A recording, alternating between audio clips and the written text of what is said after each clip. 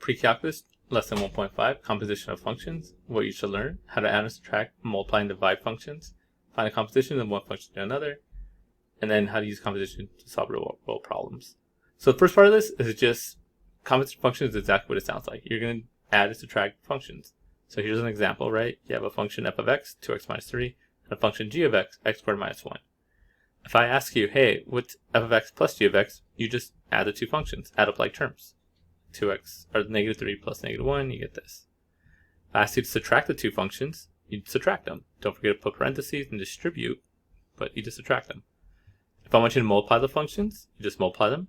Multiply the first times second, right? Distribute, get your answer. And then divide them. Notice how this one, we're putting this f of x over g of x, so we put that. Most of the time you're not going to be able to simplify because like the x's don't cancel out. It doesn't work that way. You have to factor and cancel if you can. So, but basically divide means divide them. That's the one that's going to have a domain that to worry about, right? Because you can't divide by 0. So there's generally a domain when you divide. But that's composition of functions. It's just, you have functions, do what I ask you to do with them. Now there's a little more to it in the sense of that notation there, we can make that a little crisper, so they make this instead. So you see these notations here. F plus g of x just means f plus g of x. F minus g of x just means f of x minus g of x. Right? F times g of x, that's all that means. This is just like a cleaner notation to this guy. That's all it is. So let's do a couple of quick examples. So given our functions 2x plus 1 and x squared plus 2x minus 1, find f plus g of x, and then evaluate the sum at x equals 2.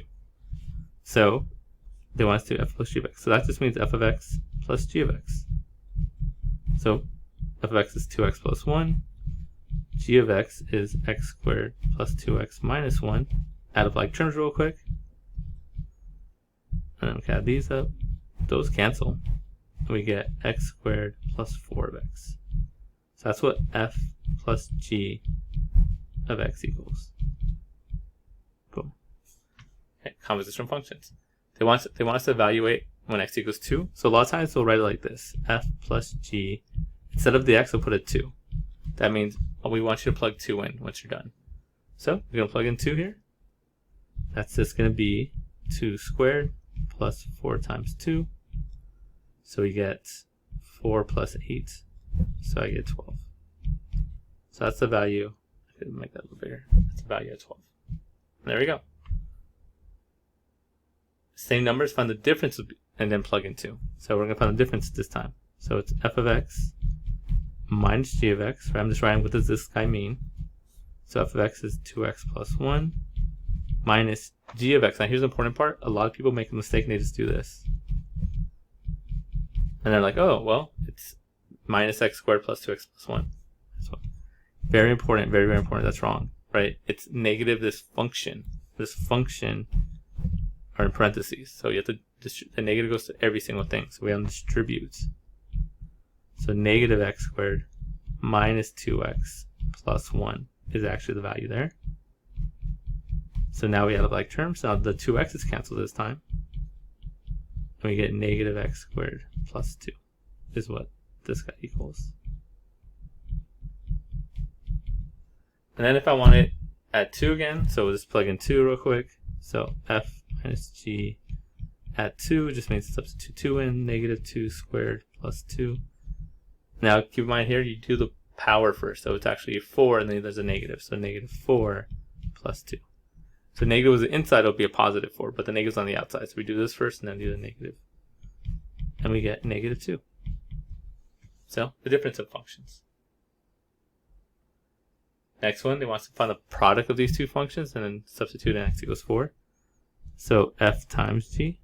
Well, f is just x squared. G is x minus 3. So distribute x cubed minus 3x squared. Like that. And then we want to substitute 4. So if I want this guy at 4, we're just going to plug 4 in. So I get 4 cubed minus 3 times 4 squared.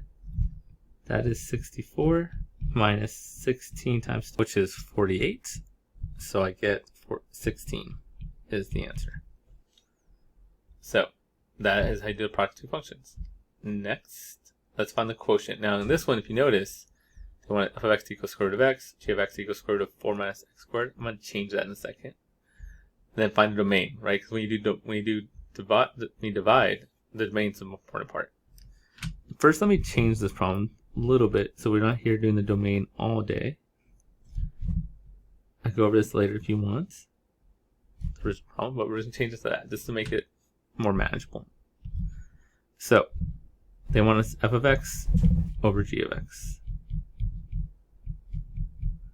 So we're going to get square root of x over my new problem, 4 minus x squared. So that's it. You can't do anything else with this. Most of the time you're not going to be able to do anything else with this. Now find the domain of f of g. So we got to find the domain of this. Now we actually got to watch out for both things. The domain of the top here, well, that's a square root function. So the domain of that is just going to be the thing inside has to be greater than or equal to 0. Now on the bottom here, we have a function, right? The domain of this guy is nothing, but since it's at the bottom of a fraction, it cannot equal 0. Right? If it was just this, it would be all real numbers. But since it's on the bottom of a fraction, it's the denominator, it can't equal 0. So you just got to solve it. Let me add x squared to both sides. I get 4 equals x squared, square root it, we get x equals plus and minus 2. So what's my domain? On the bottom, I have x cannot equal, technically, plus and minus 2. And on top, I have x is greater than or equal to 0. So what you do in a case like this, we have multiple choices, is I like to draw a number line, and then go, okay, put everything on there. So here's negative 2. I can't be that. Here's 2. I cannot be that. And then x is greater than or equal to 0. So here's 0. Greater than or equal to 0. So go like that. So my domain is all numbers from 0 to infinity, but not 2. So my domain is going to be x is greater than or equal to 0, but also x cannot equal 2. If you want to do an interval notation, you could always say from 0 to 2, union 2 to infinity. Right, like it has to fill all of them up. So you can't be 2. This doesn't matter because I'm not going. All the numbers have to be at least greater than or equal to 0. So like I don't care about this at all. And then so basically all these, but I can't be 2 because 2 makes the bottom 0. So that'll be the domain. Okay. Let's talk about composition of functions. This is one of the most important concepts of functions. So we're going to plug one function into the other. So like here we're going to plug either g into f or f into g. So the notation for that you can see down here. I'm going to write it right here also. So if you see something like f of g of x, that means we're plugging g into f, and a shortcut way of finding that is f of g of x. You can also do it the other way. I could plug f into g. Like that, we're going to plug f into g. Now the shortcut way of writing that is g of f of x. So that's a composition function. The general idea is you're going to substitute one function into the other function. So you can see it right here, right? See that's f of g of x. We're plugging g into f. So we're getting the g function right here. And we're going to substitute it in for the f function, wherever the x is. So that's why we end up with x plus 1 into the function, x plus 1 squared. So a very important concept in functions is how to plug one function into the other function, known as composition of functions. So first, let's do an example. So they want us to find f of g of x, where f is the square root of a value, and g of x is x minus 1. So step 1, they want us to find f of g of x. So I always think about it this way. I'm like, okay, I'm going to plug g into f. So what I write down is like, what is f? What is f here? F is square root of x. So the square root of something. Right, that's what x is, square root of something. And then we're going to plug g into that. So what's g? X minus 1. So that's what goes in there. Right, so f is the square root of something. Plug the other function into that something. So we're plugging x minus 1 into that. So let's get this. That's f of g. And now they want you to find f of g of 2 and f of g of 0. Well, once you know that, f of g of 2, all we're going to do is plug into our answer. So square root of 1. That's one way to do it. Another way to do it, there's actually an alternate way. of doing f of g of 2, which is your work inside out. So first do this. So if you want an alternate way of doing it, you could always go one step at a time. So first you do this. What's g of 2? So you just plug 2 into g. G of 2 is just 2 minus 1, which is 1. So this guy is 1. Right, so you plug 2 into the first inside first, 2 into g, you get 1, and now look what's left over. F of 1.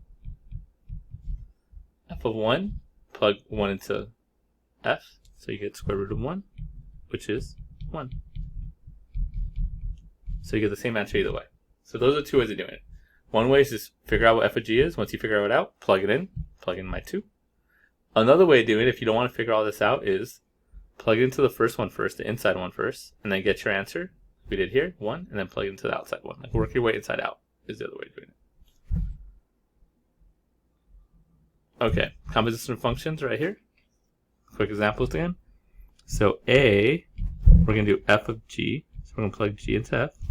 So again, I always ask, what's f? F in this case is something plus 2. And then let's plug g in. G is this guy, so I'm going to plug that in. And then add like terms. So I have 4 minus x squared plus 2. So I got to add the 4 and the 2. So I get 6 minus x squared. That's what f of g is. Is that guy right there. What if I want to go the opposite way? G of f of x. So same idea, but we're going to plug f into g this time. So that's just the same question. What is g? G is 4 minus something squared. So 4 minus something squared. And then plug in f. F is x plus 2. Like that. So plugging f into g, always start with the g. What is g? G is 4 minus something squared. And then plug in the f. F is x plus 2. Now to this to simplify, you do have to simplify this guy first. And remember, it's not x squared plus 4. It's not like that. You actually have to multiply x plus 2 times x plus 2. Distribute x squared plus 2x plus 2x plus 4. X squared plus 4x plus 4. So if I'll simplify this all the way, this would be x squared plus 4x plus 4. You have to distribute the negative, so that negative goes into all these. So 4 minus x squared minus 4x minus 4. These cancel out, and I get my answer, negative x squared minus 4x. Notice that these are very different. My answers are not the same. Most of the time when you do composition functions, if you switch them up, if you do f of g and g of f, they're not going to be the same thing. It's actually a special case when you get the same answer.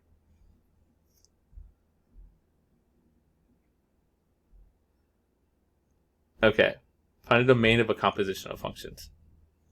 So if we're doing this problem, let's do f of g first, like they asked. So we're going to plug g into f. So again, my general rule, right? What's f? F is x squared minus 9. So something minus 9. Something squared minus 9. Then let's plug g into it.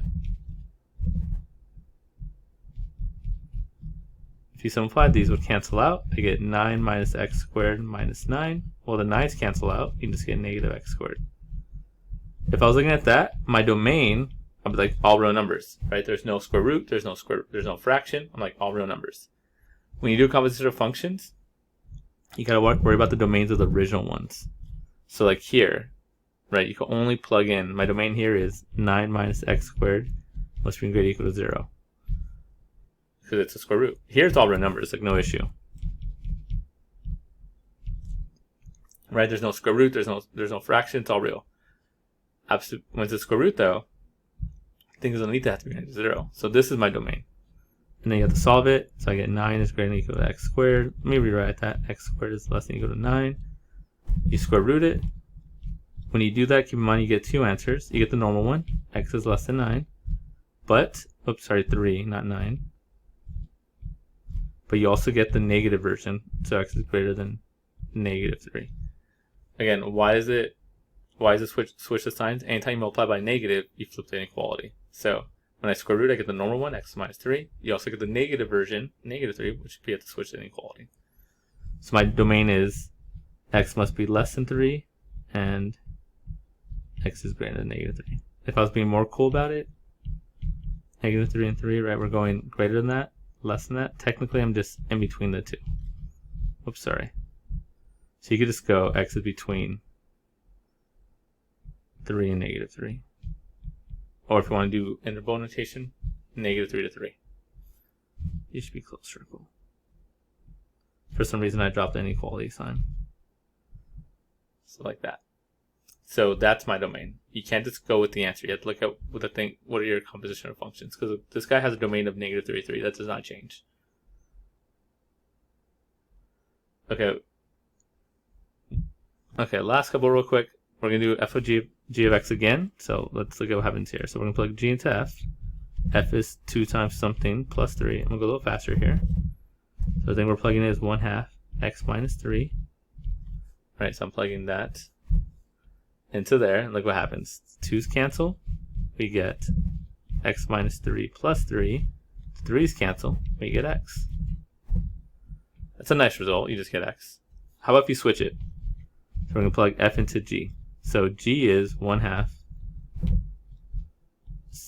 something minus, let me rewrite that. I don't like the way I did that. Something, oof, that looks bad. Let me do brackets. Something minus 3, bracket. Right, that's what g is. Let's try and write it in a nice way. And then we're going to plug f into that. So we're going to plug in 2x plus 3. So remember, we work on the inside of parentheses and brackets first, so nothing here. Then you look at the brackets. Well, these guys cancel out. You get 1/2 2x. Well, those cancel out and you get an x. So when I went both ways, I got an x. That's a special result.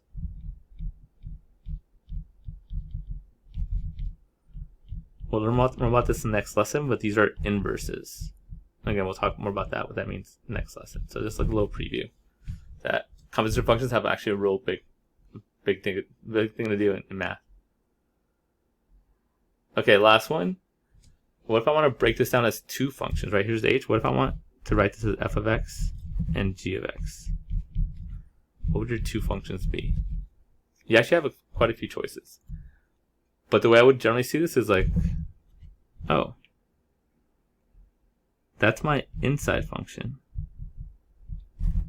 So let's say f is the inside. Let's say we're doing f of, okay, let's say we're doing f of g of x. Then my inside function would be g.